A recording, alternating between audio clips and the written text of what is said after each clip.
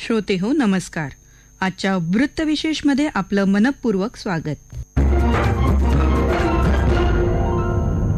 केंद्र सरकारनं नुकतीच 9 वर्ष पूर्ण केली. या 9 वर्षांच्या कार्यकाळात प्रत्येक नागरिकाची आणि सामाजिक प्रगती साधण्यासाठी या सरकारनं विविध योजनांची यशस्वीरित्या आखणी केली.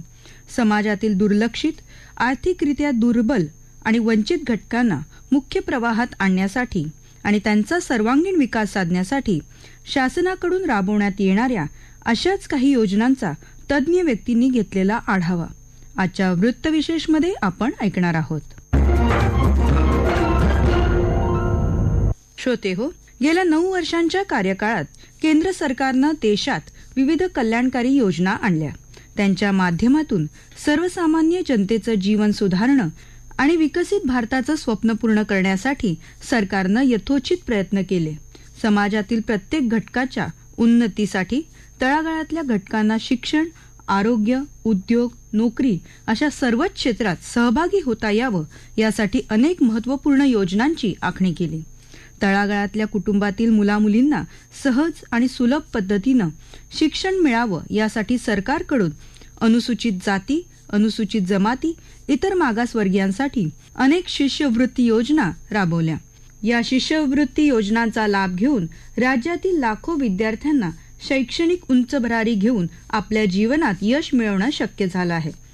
समाज कल्याण विभाग, आदिवासी विकास आणि अन्य शासकीय विभागांकडून राबवण्यात येणाऱ्या अशा योजनांविषयी राज्याच्या समाज कल्याण विभागाचे सचिव सुमंत भांगे यांच्याकडून जाणून घेऊया. सामाजिक न्याय विभाग हा अनुसूचित जाती, अनुसूचित जमाती, त्याचप्रमाणे इतर मागासवर्गीय प्रवर्गातील नागरिकांचं सामाजिक, शैक्षणिक, आर्थिक, राजकीय व सांस्कृतिक विकास करण्यासाठी जवळपास 1932 पासून कार्यरत आहे. आणि आज आपण जर विचार केला तर सामाजिक न्याय विभागाची स्थापना होऊन 91 वर्ष झालेले आहेत. यामध्ये सर्वांगीण विकास मागासवर्गीयांचा करण्यासाठी, त्यांचं जीवनमान उंचवण्यासाठी राज्य शासन आणि केंद्र शासन कार्यरत आहे. यामध्ये आपल्याला कल्पना असेल की केंद्र सरकारच्या आणि राज्य सरकारच्या जवळपास 54 योजना अनुसूचित जातीमधील नागरिकांच्या, विद्यार्थ्यांच्या, ग्रामीण भागातील, शहरी भागातील नागरिकांच्या कल्याणासाठी राबवल्या जातात. आता विद्यार्थ्यांना उच्च शिक्षण घेता यावं, त्यांना निवासाची व्यवस्था असावी,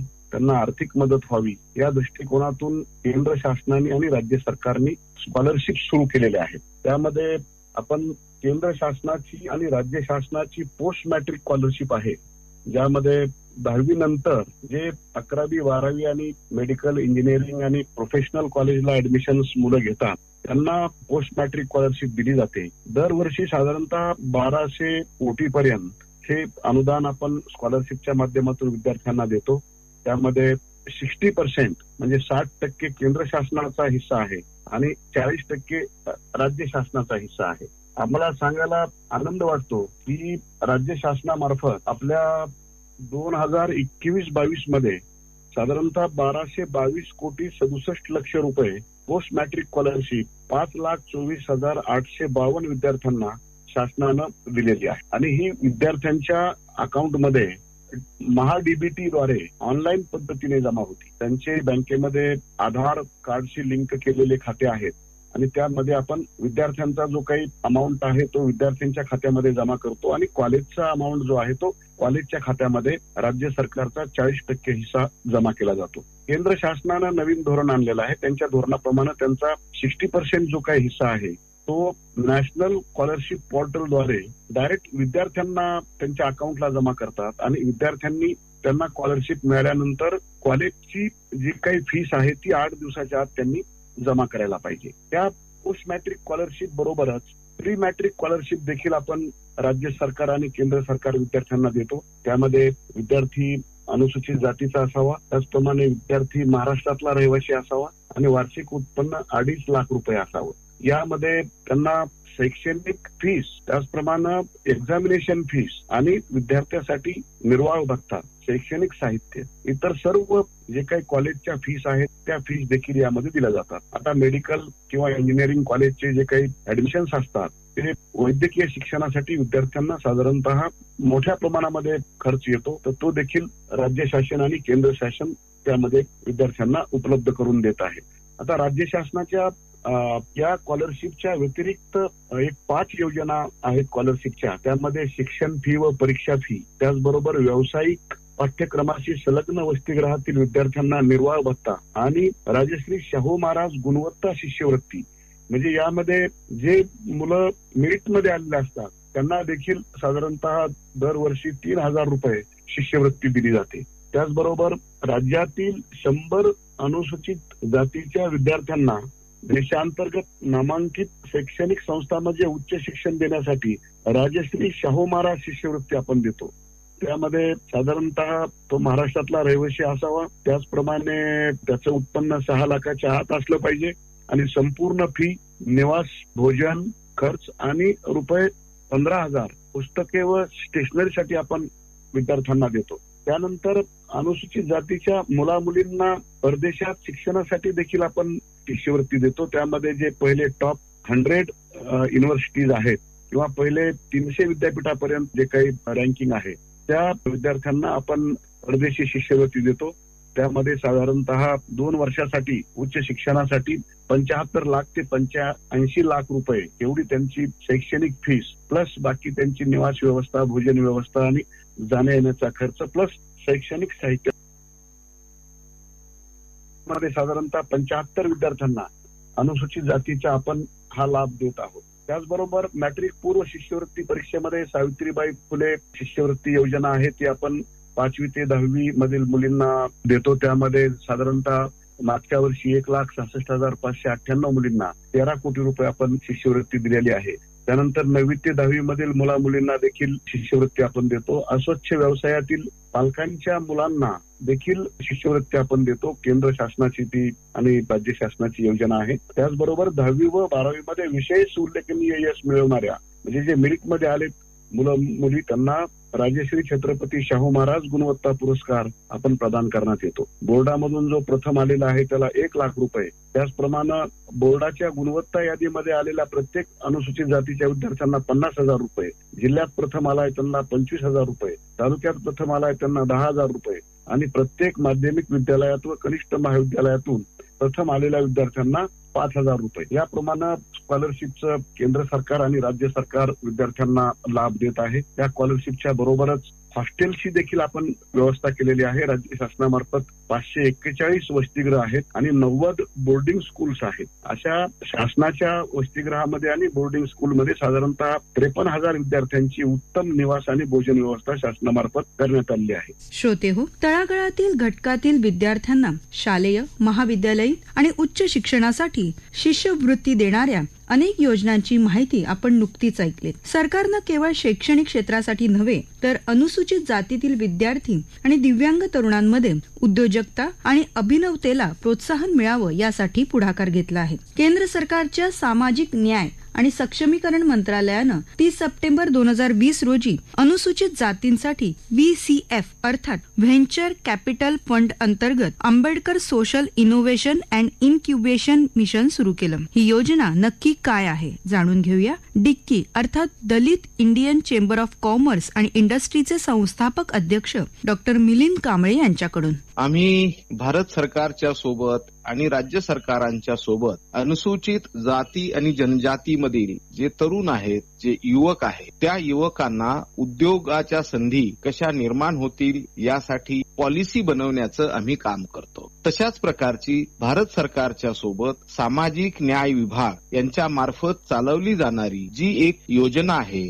ती doctor Babasaheb Ambedkar social innovation and incubation mission. आता ही अत्यंत महत्वाची आणि अतिशय चांगली अशी ही योजना सामाजिक न्याय विभागाने तयार केलेली आहे. आता थोडी याची पार्श्वभूमी जर आपण बघितली तर 2014-15 साली भारत सरकारने अनुसूचित जाती आणि जनजातीमधील उद्योजकांना मदत व्हावी म्हणून एक venture capital fund for scheduled caste असं तयार केलं. आता शेड्यूल्ड ट्राईब्सचं पण तयार झालेलं आहे आणि त्या व्हेंचर फंडच्या माध्यमातून जे एक्झिस्टिंग जे उद्योजक आहेत त्यांना या फंडच्या माध्यमातून मदत केली जाते. आता या फंडाला जोडूनच ही जी स्कीम आहे ती स्कीम लॉन्च केलेली आहे. आता ह्या स्कीम मध्ये काय आहे, तर या स्कीम मध्ये असं आहे की जे अनुसूचित जाती जनजातीचे जे तरुण आहेत, ज्यांच्याकडे इनोव्हेशन आहे किंवा 18 वर्ष वयाच्या पुढील जे कोणी लोक आहेत आणि ज्याच्याकडे टेक्नॉलॉजी बेस इनोव्हेशन आहे, अशा लोकांना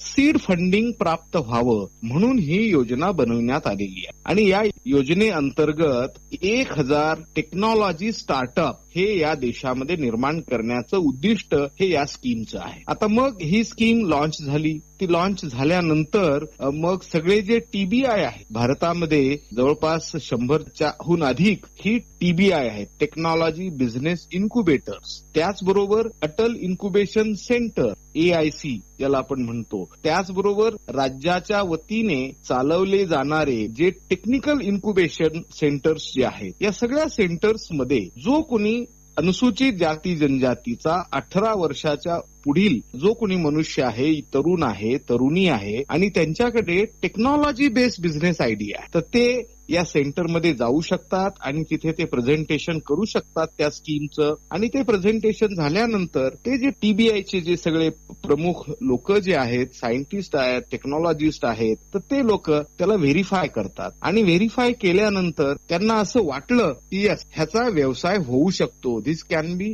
कमर्शियलाइज, असं ते सर्टिफाय करतात.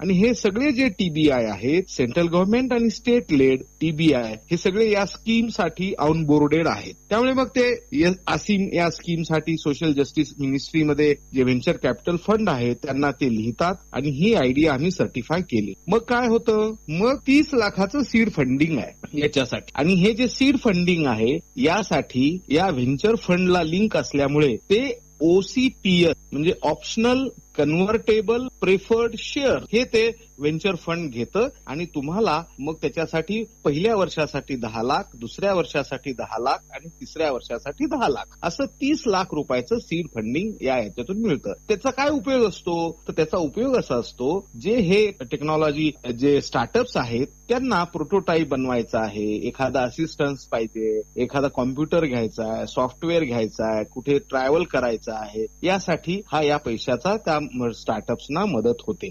आणि मग जर हे स्टार्टअप्स मॅच्युअर झाले तर ते मॅच्युअर झाल्यानंतर त्यांना मग पुढे जर फॅक्टरी उभी करायची असेल, व्यवसाय पुढे वाढवायचा असेल, तर मग जो original venture capital fund for schedule caste जो आहे तो परत त्यांना पुढे व्यवसाय वृद्धीसाठी मदत करतो. तर हे अशा प्रकारे भारत सरकारच्या वतीने अनुसूचित जाती जनजातीतील तरुणांना स्टार्टअप्स उभे करण्यासाठी, विशेषतः टेक्नॉलॉजी स्टार्टअप्स उभे करण्यासाठी ही स्कीम निर्माण झालेली आहे. आता या स्कीमसाठी मागच्या वर्षी मंत्रालयाने सामाजिक न्याय विभाग आणि IFCI व्हेंचर कॅपिटल फंड आणि डिक्की असं तिघांनी मिळून एक आम्ही आंबेडकर यंग एंटरप्रेन्युअर्स लीग असा एक मोठा कार्यक्रम आम्ही घेतला होता, ज्याच्यामध्ये पोर्टलवरती 1100 इनोव्हेशन्स रजिस्टर झालेले आहेत. याच्यामध्ये मग त्याचं दुसऱ्या फेजमध्ये मग आम्ही फिनाले केले. 8 IIT भारतातले आणि 2 IIM, एक IIM जम्मू आणि IIM शिलाँग, असे सगळे त्या ठिकाणी त्या भागातले